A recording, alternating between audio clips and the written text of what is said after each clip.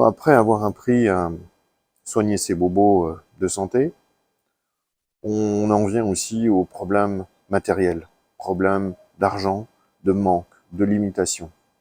Et là aussi, l'enseignement de la voie infinie apporte des solutions. C'est ce qu'on va voir aujourd'hui.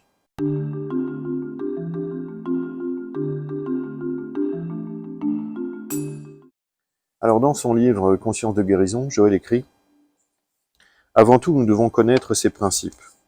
Et une fois qu'ils sont connus, nous devons les mettre en application jusqu'à ce qu'ils deviennent un état de conscience, à ce point développé qu'il n'est plus nécessaire d'y penser consciemment. » Donc là, c'est ce travail de dévoilement qu'on fait en apprenant les concepts de vérité, donc en les comprenant d'abord, en les acceptant ensuite de plus en plus profondément pour les réaliser. Et donc, sur ce chemin, on va devoir se défaire de tout un tas de croyances erronées qu'on a acquis depuis l'enfance, tout un tas de peurs qu'on va perdre, tout un tas de d'attachements qu'on va aussi libérer.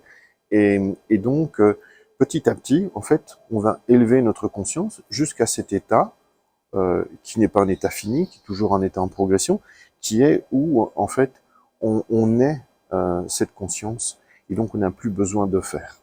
Et pendant un temps, on va devoir faire pour être. Et donc quand on a cette conscience à ce point développé, qu'il n'est plus nécessaire d'y penser consciemment, en fait c'est là qu'on vit par la grâce. C'est là où les choses sont fluides et harmonieuses, justes, complètes, sereines, et la vie se déroule sous nos yeux. Et donc on devient alors observateur de notre vie. On n'est plus un acteur dans notre vie qui s'agite, mais on devient un observateur dans notre vie, et c'est là où on touche au merveilleux. Comment pouvez-vous amener en union consciente avec Dieu si vous ne comprenez pas la nature ou la signification de l'expérience? Et s'il vous plaît, n'allez jamais croire que la fonction de Dieu est d'accroître votre bien matériel. Trop de métaphysiciens ont passé trop d'années à faire qu'un Dieu spirituel accroisse le sens humain du bien plutôt que de vouloir l'abandonner au profit de la réalité spirituelle.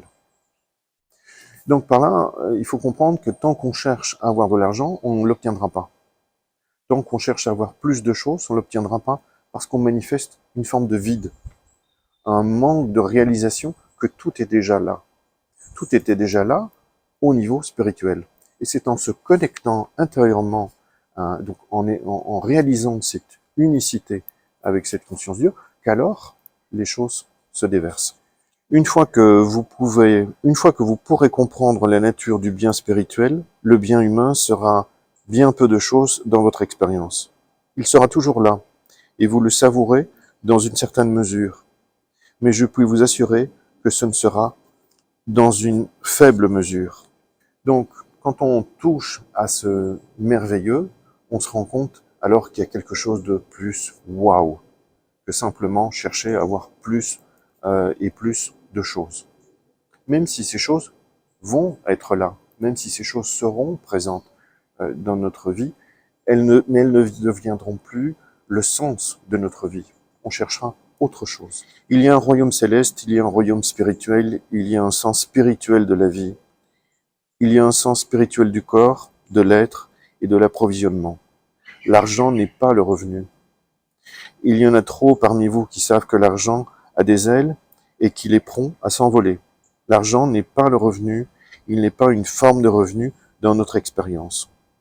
Humainement, gagner de l'argent, c'est souvent découvrir qu'il n'apporte pas la satisfaction escomptée. Donc cet argent que l'on gagne, entre guillemets, par notre travail ou autre, en fait, il faut se détacher de l'idée que c'est nous qui le gagnons. On ne gagne pas cet argent nous apparaît, et donc on va se rendre compte qu'on n'a pas nécessairement besoin de travailler pour gagner sa croûte, que les choses peuvent venir en fait sur le chemin en réalisant quelque chose, en faisant, en offrant un service, en aidant, en étant un artiste, etc. L'argent vient sur le chemin. Mais on ne cherche plus cet argent. On ne cherche plus à gagner sa vie. On cherche à se réaliser.